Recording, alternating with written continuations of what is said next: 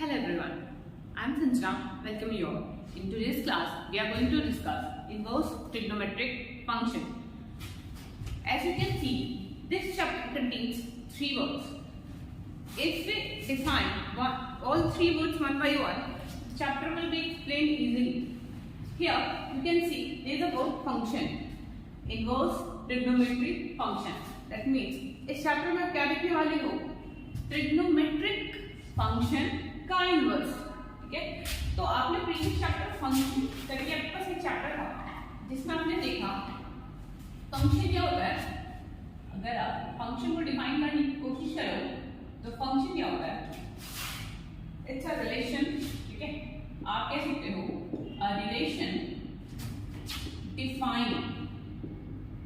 कैसा? एक ऐसा रिलेशन जो डिफाइन करते हो from set A to set B such that define कैसे डिफाइन करते हो? such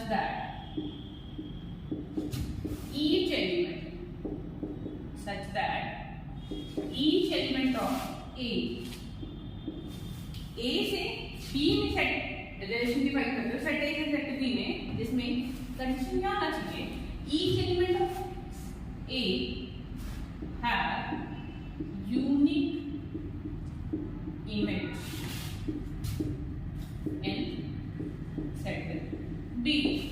ठीक है, तो अगर इसमें हम 4 रिलेशन एक्सप्लेन करने की कोशिश अगर की जाए, मान लो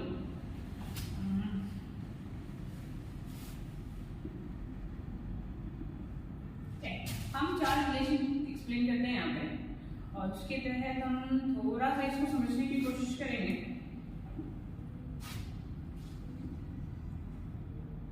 क्या? चलो आप इसको नेमिंग करते हैं. ये हमारा हो गया A, ये हो गया B. A B A. सब में थोड़ा डिफरेंसेस होंगे. ये कैसा रिलेशन है? इसमें A में ABC है, X Y Z है, और A का जो इमेज है वो Y है, और B का इमेज भी Y है. सामने का जो C है उसका इमेज क्या है? Z है. ठीक है, एक ऐसा ले लो इसमें A B C हो और X Y हो. A का रिलेशन X के साथ है, B का रिलेशन Y के साथ है. ठीक है, फिर आपके पास आया कह सकते हो आप A B C X Y 3 element है. इसमें A का जो इमेज है वो X है और B का इमेज भी X है. ठीक है, या और B का इमेज Y भी है और ये Z है. ठीक है, इस तरह से. नेक्स्ट हम इस तरह से लिख सकते हैं A B C X Y Z. A का इमेज Y, B का इमेज X और C का इमेज Z. ठीक है, अब चलो वन बाय वन देखते हैं कि ये 4 रिलेशन फंक्शन हो है या नहीं है.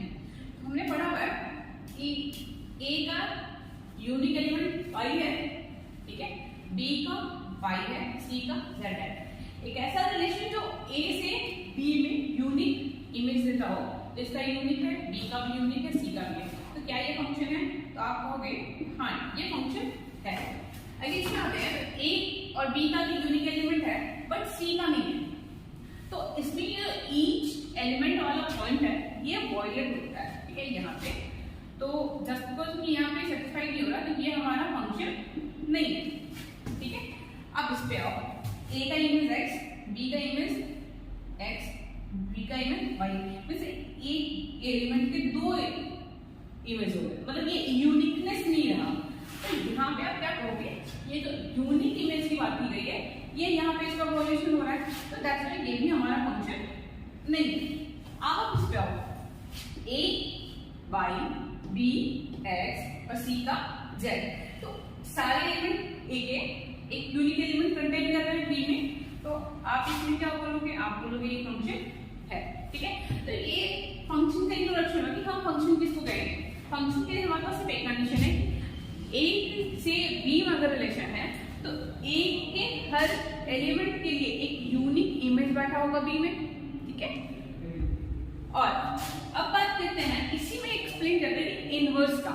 इनवर्स क्या होता है? इनवर्स जैसे आप अगर प्रैक्टिकल नहीं देखना चाहो तो जैसे क्या होता है, तो मान लो कोई दो फ्रेंड है, तो अगर ये पहला जो मान लो कि एक फ्रेंड है जो कह रहा है चलो मैं तुम्हारी हमेशा हेल्प करूंगा और कर भी रहा है, सारे यूनिकनेस एलिमेंट हर कंडीशन फुल कर रहा है।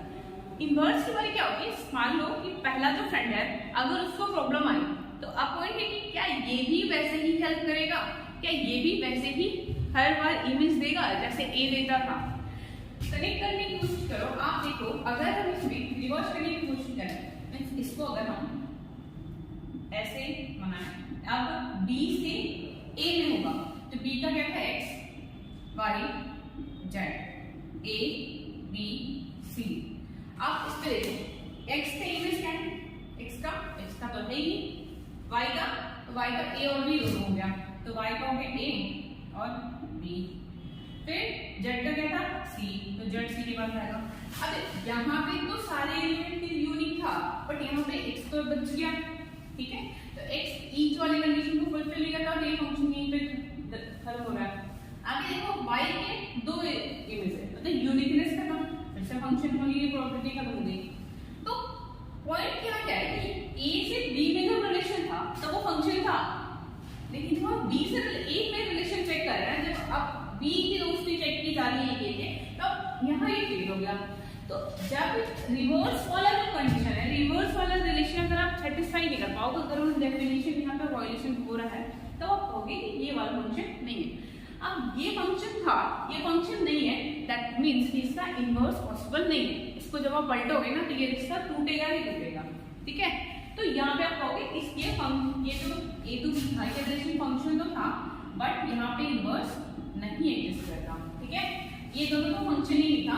अब बात करते हैं इसकी, तो अगर इसके लिए इमेज यहाँ बनाया जाए, ये हो गया बी, ये हो गया ए, बी में है एक्स वाई जेड, ए में है ए बी सी।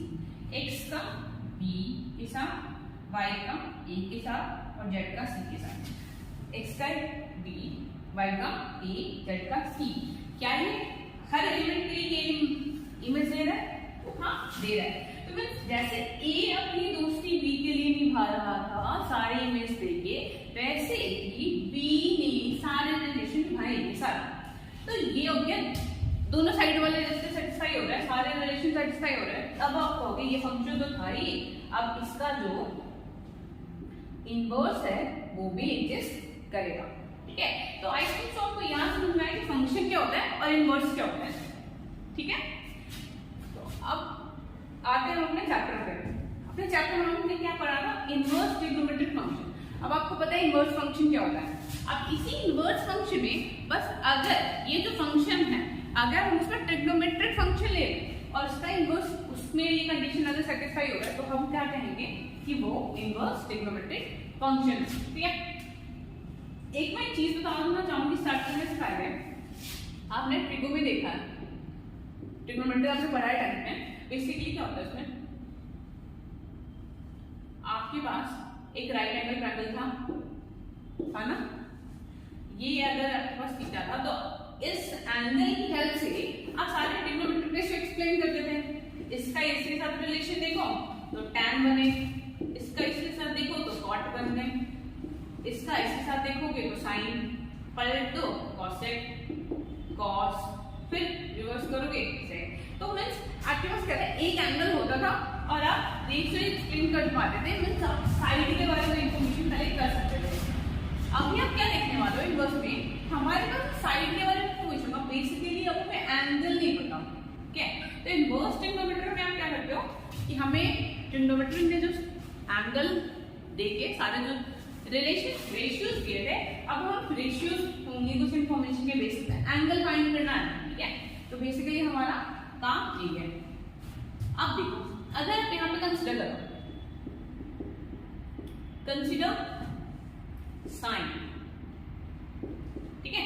अगर आप साइन क्लिक करें, आप क्या मुझे बता सकते हो साइन का डोमेन क्या होता है, रेंज क्या होता है?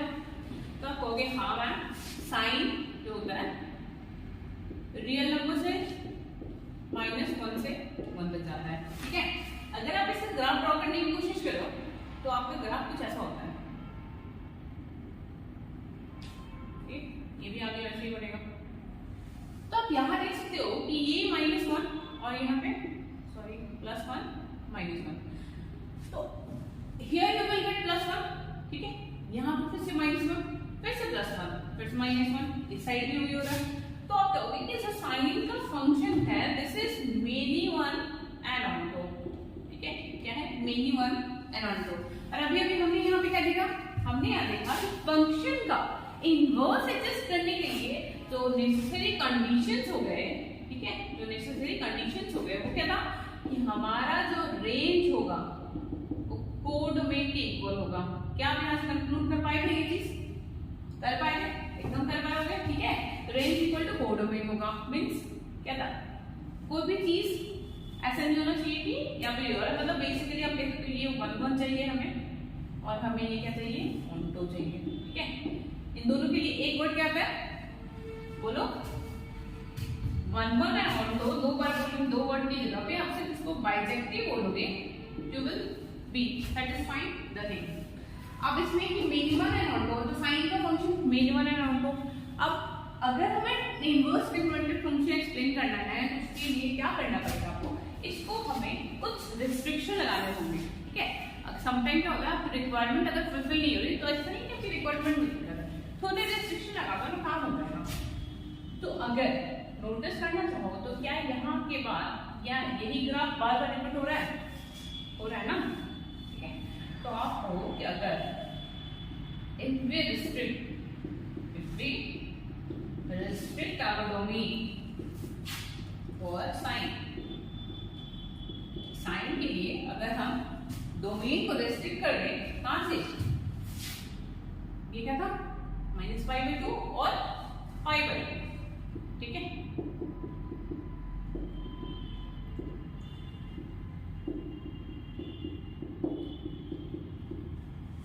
ये अगर हो जाए और आपका जो फंक्शन है वो कुछ ऐसा होता है, साइन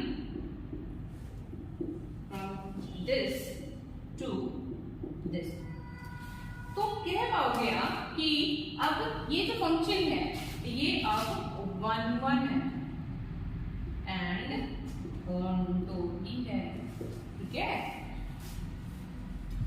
तो हमने क्या देखा कि इनवर्स ट्रिग्नोमेट्रिक रेशियो बेसिकली वो तो क्या है वो many one and onto.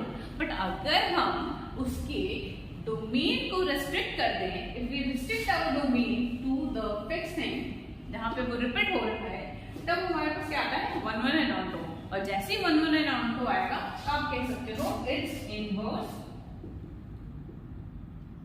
Exist, means इसका इनवर्स आप एग्जिस्ट करोगे और इसके बारे में इंफॉर्मेशन आप प्रोवाइड कर सकते हो। और यहाँ पे जब वो मेनी वन और ऑनटो था तो यहाँ पे इसका इनवर्स एग्जिस्ट ही नहीं करता था, does not exist. I hope so ये चीज आपको क्लियर है, ठीक है।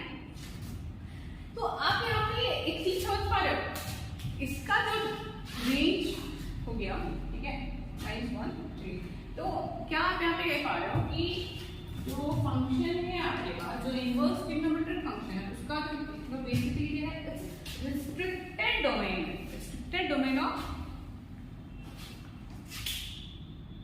क्या, रिस्ट्रिक्टेड डोमेन के साथ ये होगा, ठीक है। चलो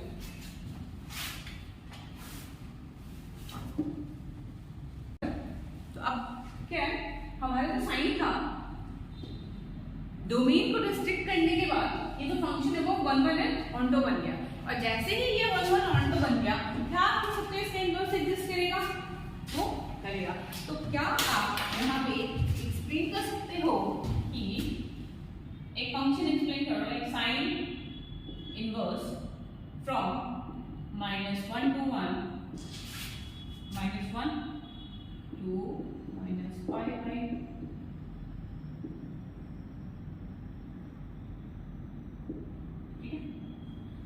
तो यहाँ पे क्या हुआ, हमारा एग्जिस्ट करता था और आपने याद क्या किया, फंक्शन में हमने क्या देखा कि अगर ए का रिलेशन बी के साथ है वही सेम रिलेशन बी ए के साथ सेटिस्फाई कर रहा हो हम कहते हैं उसका इनवर्स एग्जिस्ट करता है और वही उसका इनवर्स होता है। Means f from a to b एक फंक्शन है, अगर इसका इनवर्स एग्जिस्ट करेगा तो वो फंक्शन कुछ इस तरह से जाएगा f inverse from b to a। Means जो कोडोमेन था वो डोमेन बन जाएगा, जो डोमेन था वो कोडोमेन बन जाएगा। ठीक है, तो यहां पे आप देख सकते हो ये क्या था, रिस्ट्रिक्टेड डोमेन ऑफ साइन, ये यहां पे क्या बन गया, कोडोमेन। और सिंस कि ये 1 1 ऑन फंक्शन है तो आप यहां पे कह सकते हो कि ये हमारा रेंज है, this is the range for sine inverse. Okay, so आप यहां पे एक नोट पर लिखो, क्या लिखोगे आप यहां पे एक नोट पर लिख सकते हो, range of ITF inverse trigonometric function is range of ITF is restricted domain of corresponding range of ITF is restricted domain of corresponding trigonometric function। okay, means आप साइन का एक्सप्लेन कर रहे हो तो साइन का जो रिस्ट्रिक्टेड डोमेन है वो इसका रेंज हो जाएगा। ठीक है, इन अ सिमिलर मैनर हम प्रॉपर जितने भी हमारे पास कितने रेशियो हैं, टोटल 6 रेशियो हैं, तो सारे 6 रेशियोज के लिए हम उसका इनवर्स एक्सप्लेन कर सकते हैं। ठीक है, तो अगर आप चाहते हैं हम एक टेबल फॉर्म में इसको लिखते हैं,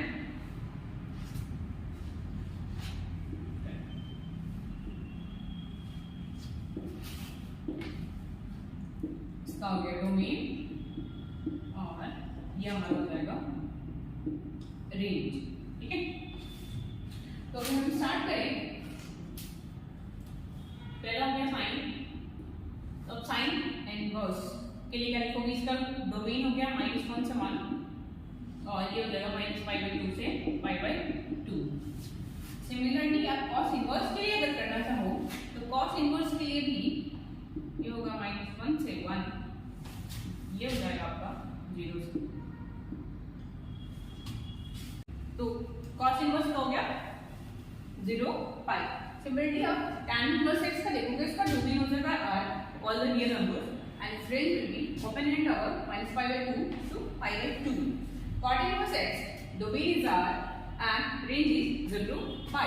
second inverse x is इसका जो डोमेन होगा वो यूनियन फॉर्म में आएगा, -∞ से -1 तक। ठीक है, यहाँ पे देखिए आपको ओपन इंटरवल और यूनियन के साथ 1 to ∞, 0 to π -π/2। ये π/2 आपका इंटरवल नहीं है, ये एक सेट डिनोट कर रहा है कर्ली ब्रैकेट में, you can notice it. cosec inverse -∞ to 1 union 1 to ∞, and its range will be -π/2 to π/2 -0। अब ये जो टेबल है आपका जिसमें डोमेन और रेंज एक्सप्लेन किया हुआ है, ये आपको बहुत ज्यादा यूज आएगा। मतलब आप किसी भी क्वेश्चन बनाओगे तो अगर आपने डोमेन और रेंज चेक नहीं किया तो क्वेश्चन सही होने की प्रोबेबिलिटी कम हो जाएगी। तो इसको याद करना है, देखने में तो बहुत आसान सा लग रहा है, कैसे याद करोगे। आपको ट्रिग्नोमेट्रिक रेशियोज की तो डोमेन और रेंज याद होंगे, आप उससे कनेक्ट भी कर सकते हो और बिना कनेक्ट के ज्यादा इजी याद करो। देखो साइन का जो वैल्यू है, हमें ये पता है कि साइन का जो रेंज था वही हमारा यहाँ पे डोमेन बन गया है, तो साइन -1 से 1 तक ही जाएगा और कॉस भी -1 से 1 तक ही जाएगा। इसका अगर हम रेंज देखते हैं तो -π/2 से π/2 है और कॉस का 0 to π है, क्योंकि वो इसके आराम से जब ग्राफ देखोगे तो इसमें ही ये सिमेट्रिक आएगा, आप कह सकते हो यहाँ पे ये रिपीट करेगा। फिर tan इनवर्स x का देखोगे तो 3 याद कर लो, बाकी रिलेट कर लेना। साइन इनवर्स का -π/2 से π/2, cos का 0 to π, tan इनवर्स का ये दोनों तो r हो गया, फिर रियल नंबर डोमेन है। कोडोमेन की बात करोगे तो जो साइन का है वही cos का है, बस यहाँ क्लोज इंटरवल है, यहाँ ओपन इंटरवल है। जो cos का है वही cot का है, यहाँ क्लोज इंटरवल है और यहाँ ओपन इंटरवल है। जब tan लिखते हो तो क्या लिखते हो, sin बाई cos, और जब cot लिखते हो तो cot के लिए लिखते हो cos बाई sin। तो जो ऊपर है उसको ही हम फॉलो करेंगे, बस इंटरवल चेंज करके। तो tan में हमने sin वाला ले लिया इंटरवल चेंज करके, और cot में हमने cos वाले ले लिया इंटरवल चेंज करके। ठीक है, आप sec की बात करो तो sec क्या है, सेक क्या है, 1 बाई कॉस ही तो है, कॉस का इनवर्स ही तो है।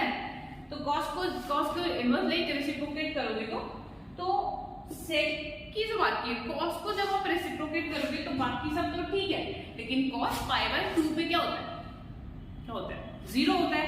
तो जब हम 1 बाई कॉस करेंगे सेक के लिए तो 1 बाई 0 हो जाएगा। और हमें ये तो बचपन से बताया गया, मतलब लाइक 9 से बताया गया कि डिनोमिनेटर हमारा 0 तो होगा ही नहीं कभी। तो हम क्या करेंगे 0 टू पाई से कॉस वाला, और उसमें से हम पाई बाय 2 हटा देंगे। हमें कॉस दे दो, पाई बाय 2 हटा देना उससे। कॉसेक की बात करें तो हम साइन वाला इंटरवल लेंगे, साइन वाली रेंज लेंगे, उसमें से हम 0 हटा देंगे। क्यों? साइन 0 की वैल्यू 0, और कॉसेक क्या होता है 1 बाई साइन, डिनोमिनेटर हम 0 करेंगे नहीं, माइनस पाई बाय 2 से पाई बाय 2 माइनस 0। क्लियर? तो अब इस चीज को अगर आप 2-3 बार सुनोगे आप ये टेबल इजीली डन कर सकते हो। ठीक है, अब इसको ग्राफिकल फॉर्म में देखते हैं।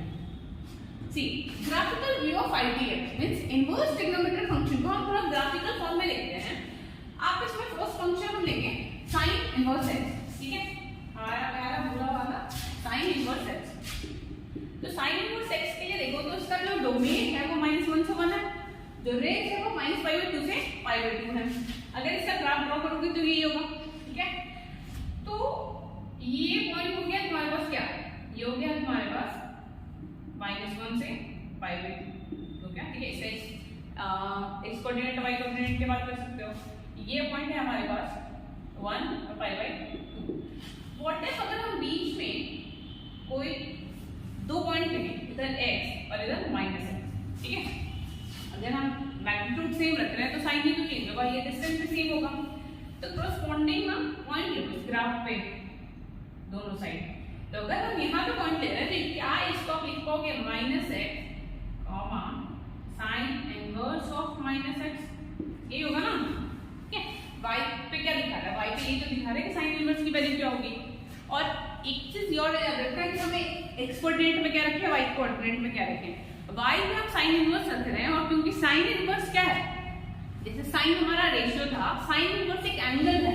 तो π/2 वाला जो काम है π/2 -π/2 पाई माइनस पाई, ये सब हमारा y पे जा रहा है अभी, और जो हमारा रियल नंबर्स है वो हमारा x कोऑर्डिनेट पे जा रहा है। ठीक है, तो ये point -x sine inverse -x हो गया, और ये पॉइंट हमारे पास हो गया x साइन इनवर्स x। ठीक है, अब एक बात बताओ, क्या आप ये चीज नोटिस कर सकते हैं कि ये जो पॉइंट है ये इस ओरिजिन के जो 0 0 है इस ओरिजिन के सिमेट्रिक है।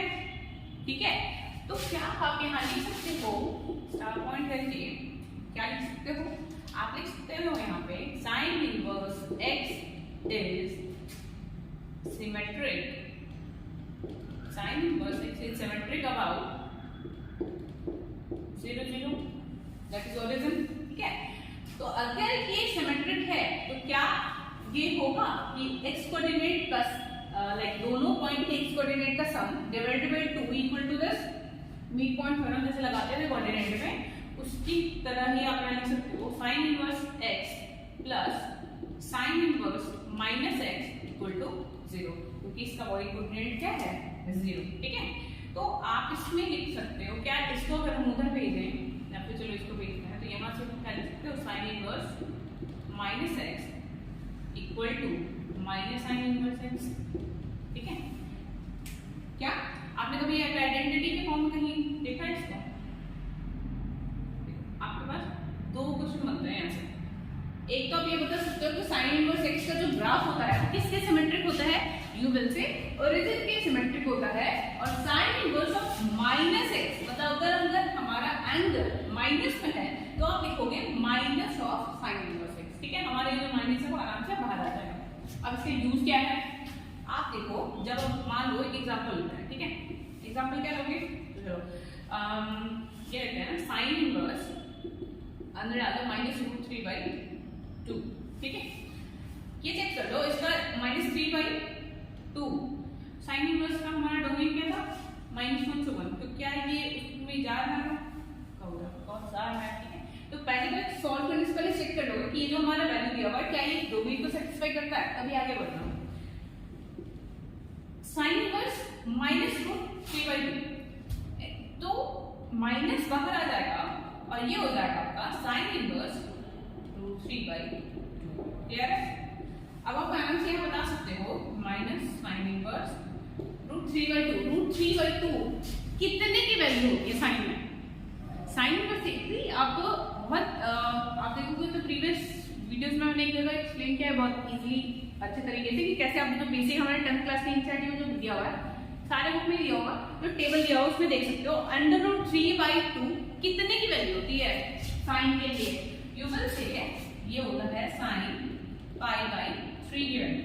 ठीक है, क्लियर है? तो आप यहाँ से आराम से कह सकते हो साइन इनवर्स, तो ये क्या हो जाएगा हमारा माइनस π/3। ठीक है, साइन इनवर्स साइन आपका यहाँ से कैंसिल हो जाएगा। तो -3/2 आप लाइक 3π/2 या 5π/2 इस तरह के एंगल लगाने की जरूरत नहीं है। आप इजीली माइनस बाहर लेके आओ और आप आराम से प्रिंसिपल वैल्यू जो प्रिंसिपल रेंज आपको आता था उसमें आप इसका आंसर इजीली निकाल सकते हो -π/3 करके। ठीक है, अब आते हैं y = cos इनवर्स x। तो y = इससे लिखोगे तो इसके डोमेन भी -1 से 1 है और ये हमारा रेंज हो गया 0 से π, मींस ये 0 से π के बीच में वैल्यू करता है। सेम अगर हम इसके लिए लिखना चाहें तो इसमें आप दो पॉइंट ले लो, इसमें ये हो गया x और यहाँ हो जाएगा -x। करस्पॉन्डिंग पॉइंट अगर हम इस ग्राफ पे देखना चाहें तो इट विल गिव अस, ये पॉइंट हमारा क्या है? ये हमारा π/2। सिमिलरली नीचे भी होगा -π/2। ये पॉइंट आपको दे रहा है क्या? This will give you x cos inverse x और यहाँ मिलेगा आपको -x cos इनवर्स -x। ठीक है, अब एक बात बताओ, इसका जो ग्राफ है वो किसके सिमेट्रिक है? इसका ग्राफ किसके सिमेट्रिक है? क्या इसका ग्राफ π/2 पॉइंट के सिमेट्रिक है? देखो यहाँ बस ये दिख रहा है, ये जैसे इधर है वो इधर है, सिमेट्रिक ये।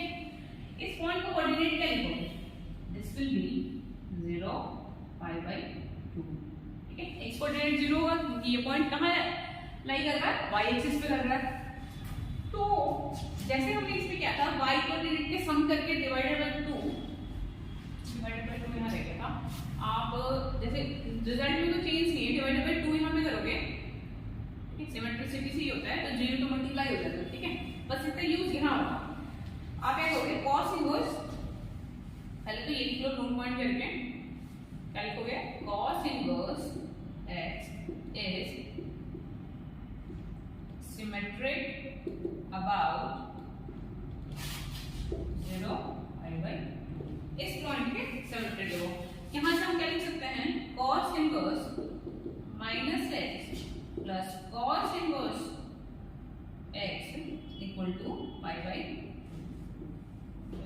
ठीक है, मिड पॉइंट कॉल्स नहीं लगा रहे यहाँ पे। क्या आप बताओ, ये π/2 इधर करोगे मल्टीप्लाई तो क्या ये पाई हो जाएगा? क्या आप यहाँ पे लिख पाओगे? cos inverse -x plus cos inverse x equal to pi. ठीक है, और नेक्स्ट आप लिख सकते हो cos inverse -x equal to pi minus cos inverse x। ठीक है, यहाँ पे हमारा जो साइन इनवर्स x था तो सीधा सीधा जाके क्या हो गया था? Minus of sine inverse x बन गया था। बट अगर आप यहाँ पे चेक कर रहे हो तो ये हमारा पाई से माइनस हो रहा है।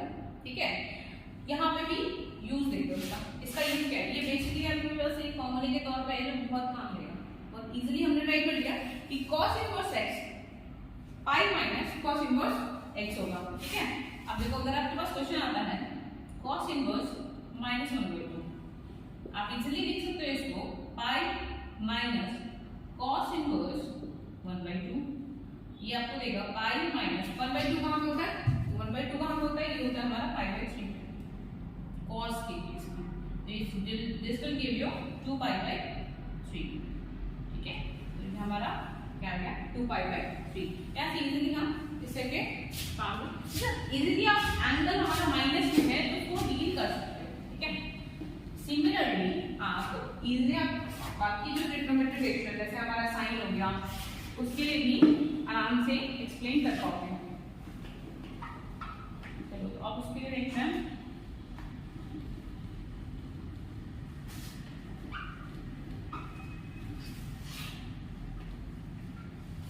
आप चाहो तो इसको पूरा डिराइव कर सकते हो इजीली। सिमिलर मैनर में में आप ग्राफ ड्रॉ करोगे।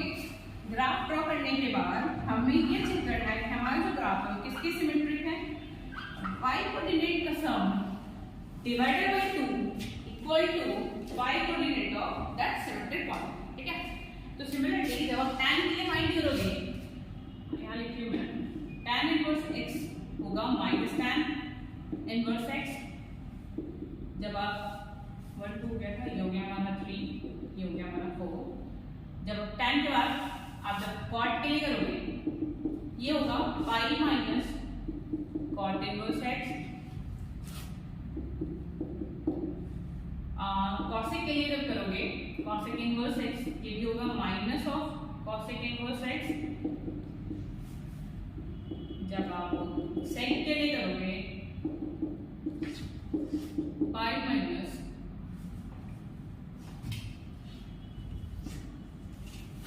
sec inverse x। You can notice one thing, कहीं पे माइनस हो रहा है, कहीं पे पाई के साथ माइनस हो रहा है। आप यहाँ नोट करो, साइन और कॉस हर बार ये दो कैटेगरी में डिवाइड होगा। मोस्ट ऑफ द टाइम हमें दो कैटेगरी में चीजें डिवाइड होती हैं। जिसमें इसमें साइन सुप्रीम है उसमें सिर्फ माइनस लग रहा है, जिसमें इसमें कॉस सुप्रीम होगा उसमें पाई के साथ माइनस लगेगा। साइन में तो साइन है ही, tan में साइन ऊपर है, साइन में कॉस लिखते हैं ना, हमारा न्यूमरेटर साइन होता है, तो इसमें हमारा साइन वाला सीन कॉपी किया।